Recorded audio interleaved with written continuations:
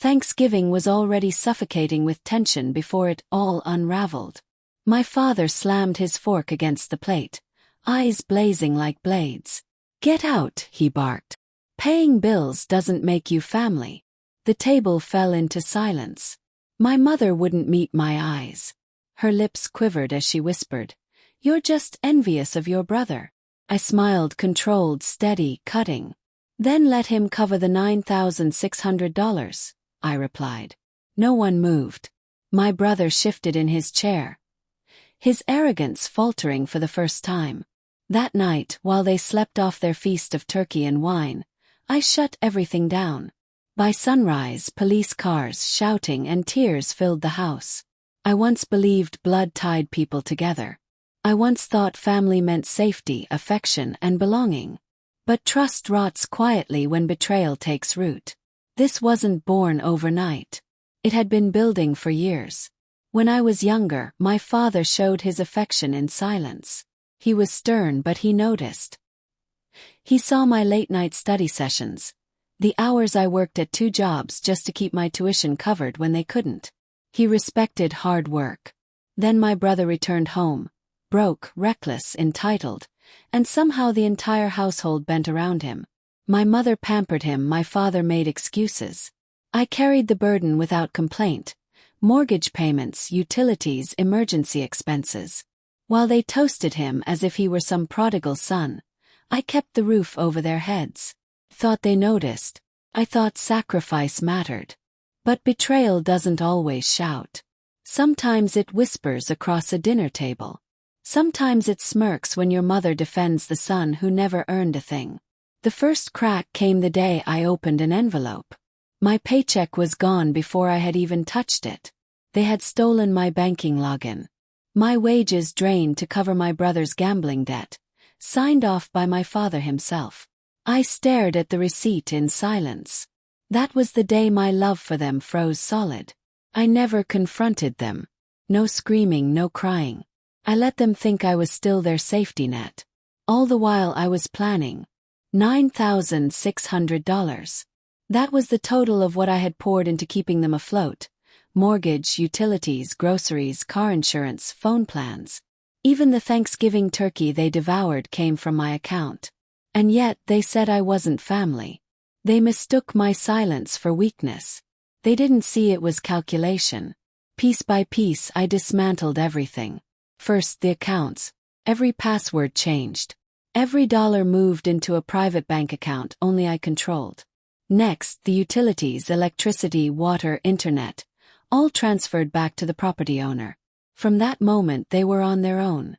The car insurance I'd been covering for both vehicles cancelled at midnight. My name erased.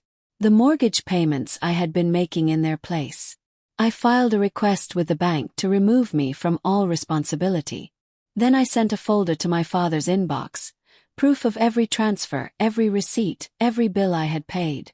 Cold evidence, undeniable. I didn't stop there.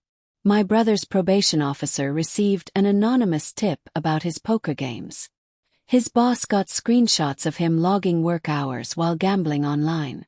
Dominoes lined up, ready to fall. Thanksgiving was just the spark.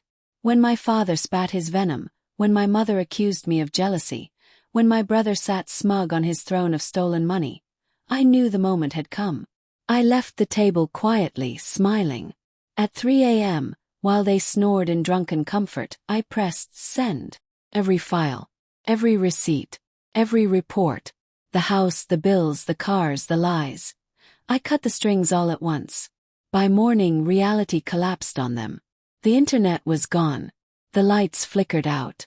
Their cars sat uninsured in the driveway. A sheriff's deputy knocked with overdue mortgage papers. My brother's phone buzzed with a message from his probation officer. My father's voice thundered through the house. My mother sobbed.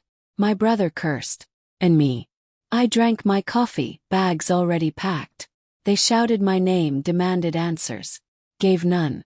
I let them drown in the mess they had built on my back. The confrontation came when I opened the door to leave. My father's face was red, veins throbbing. "You ruined us," he spat. I looked him straight in the eyes. No, I said. I just stopped rescuing you. Tears streaked down my mother's cheeks. How could you do this to your own family? I let out a low laugh. Family doesn't steal, doesn't lie, doesn't use. You chose him. Now live with it. My brother lunged, spewing threats. I stepped aside, calm, letting him swing at empty air. The cops arrived right on cue, summoned for the disturbance. They saw my brother raging, my parents begging, the chaos spilling everywhere. They saw me calm, collected, untouchable. And for the first time in years, I saw respect in their eyes. Walking away wasn't hard. I had already left long before the bills stacked up. What once wounded me had turned to armor. I abandoned them with silence, debt, and the truth they refused to face. Because paying the bills doesn't make you family. But neither does blood. Family is built on loyalty, trust, and respect, things they traded away for comfort. I gave them exactly what they wanted, freedom from me. In return, I took back everything they owed. Some betrayals break you. Mine remade me. Now, when I think of Thanksgiving, I don't taste bitterness. Taste triumph. Because the night they told me to leave, they didn't realize I was already gone.